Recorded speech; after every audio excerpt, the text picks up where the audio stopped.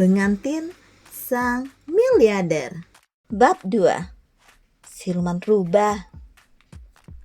Di saat semua orang pergi ke rumah sakit, ternyata Keenan dan Lauren sama-sama masih di rumah. Keenan dan Lauren saling tatap. Tapi dari tatapannya saja terlihat jelas kalau Lauren sangat merendahkan diri Keenan. Entahlah, mungkin karena dia adalah wanita yang Hanan cintai, makanya dia berani memandang rendah Keenan yang notabene adalah istri sahnya Hanan. Ya, paling tidak sih sampai jam segini. Gak tahu deh nanti kalau Hanan pulang dan tiba-tiba menceraikannya. Bisa saja kan?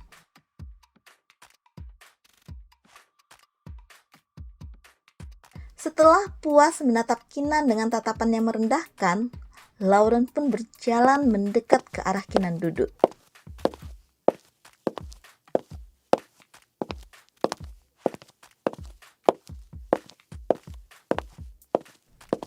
Kini jarak di antara mereka berdua pun kian mendekat.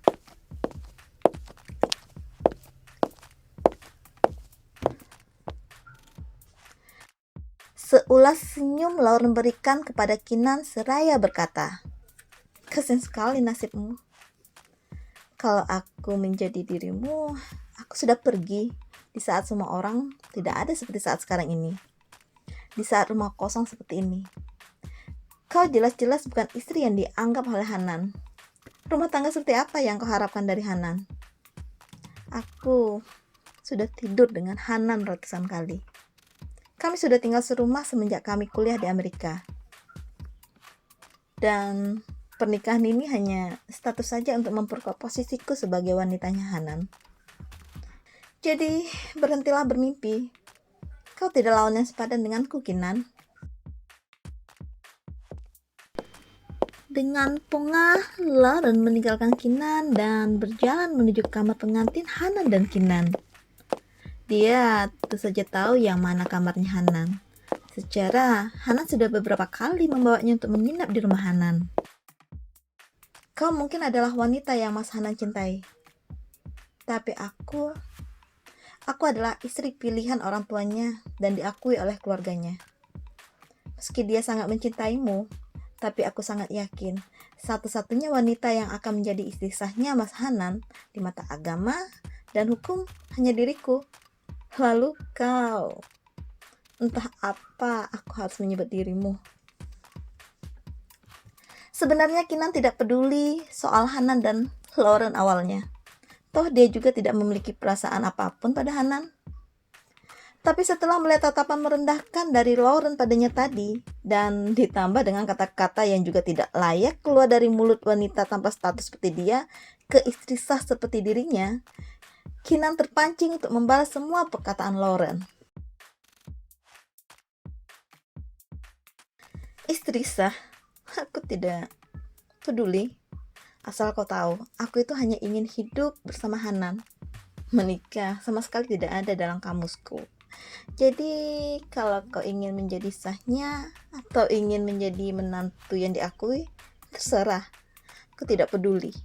Yang penting cinta dan tubuhnya Hanan adalah milikku," jawab Lauren, kemudian benar-benar pergi meninggalkan Keenan yang berdiri tertegun mendengar jawaban yang Lauren berikan. Sementara di rumah sakit. "Bagaimana keadaan ayah, Bay?" tanya Hanan pada sahabatnya Bayu yang kebetulan adalah dokter sekaligus anak dari pemilik rumah sakit tempat di mana ayahnya Hanan dirawat. "Berdoalah yang banyak, Hanan," jawab Bayu ketus. Bayu memang sangat menyayangi Aji. Aji adalah sahabat mendiang ayahnya. Dari kecil, Ajilah yang mengatur semua kehidupan Bayu, mulai dari keuangan dan lain-lain. Tentunya saat mendengar Aji kena serangan jantung saat pernikahan Hanan, Bayu menjadi sangat terkejut. Apalagi setelah tahu alasan mengapa Aji mendapat serangan jantung. Rasanya ingin sekali Bayu menyuntik mati Hanan. Tapi takutnya kalau dia melakukan itu, ayahnya Hanan malah kena serangan jantung untuk kedua kalinya. Bye. Please. Jawab yang benar. Keadaan ayah gimana? Desak Hanan dalam kepanikannya. Lo masih berani nanya keadaan ayah? Lo sadar gak sih, Han? Ayah kena serangan jantung seperti ini karena otak tolol itu. Makanya otak jangan lo letak di kepala kedua lo. Puas lo sekarang. Amarah yang meluap-luap pun keluar bersamaan dengan kata-kata makian dari mulut Bayu. Dia kesal dan sangat kecewa atas apa yang Hanan lakukan. Sekarang hanya dengan banyak-banyak berdoa saja pada Tuhan yang bisa lo lakukan, Han. Ketus Bayu dan pergi meninggalkan Hanan yang tersandar lemas di depan pintu kamar rawat ayahnya.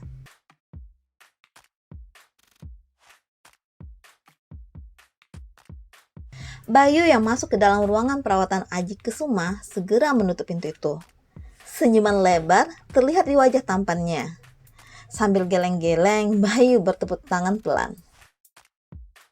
Ayah sungguh keterlaluan kali ini, ucap Bayu dengan suara pelan. Saudaramu dulu yang keterlaluan pada ayah, Bay.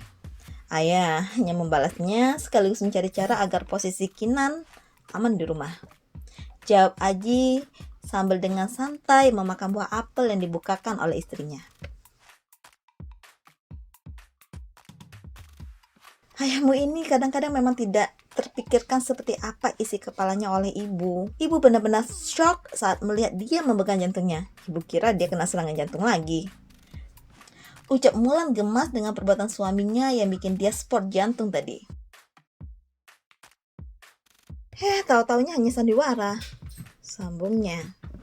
Ibu sampai meninggalkan Kinan tadi. Apa?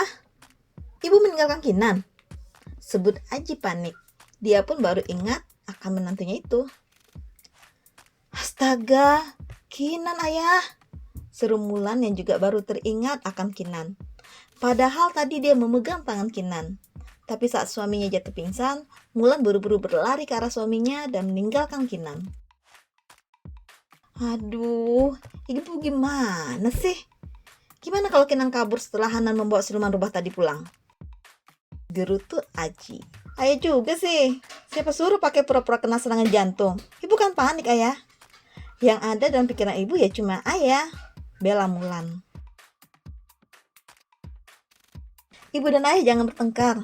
Biar Bayu yang pulang ke rumah dan cek apakah Kinan ada di rumah atau tidak. Nanti Bayu akan kabari ibu dan ayah.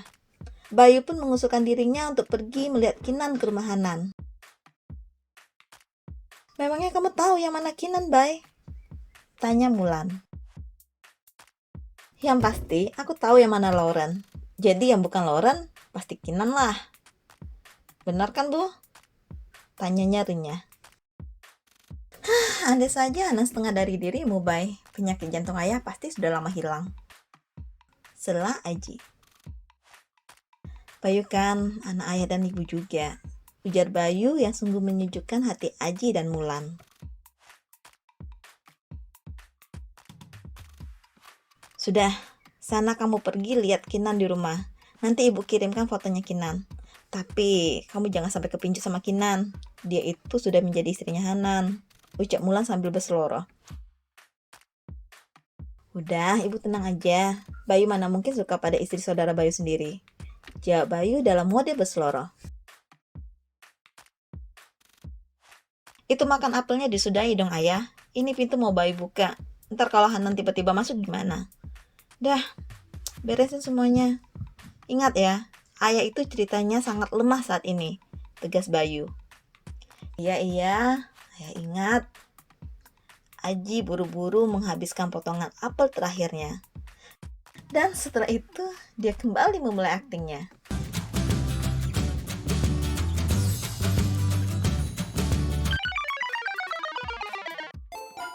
Nasi sudah jadi bubur, Hanan. Tidak ada lagi yang bisa kau lakukan. Kau tidak mungkin bisa merubah bubur menjadi nasi goreng asap solaria, kan? seru sang ibu sambil menutup wajahnya dengan telapak tangan dan saling kode-kodean dengan Bayu yang masih berdiri di depan pintu.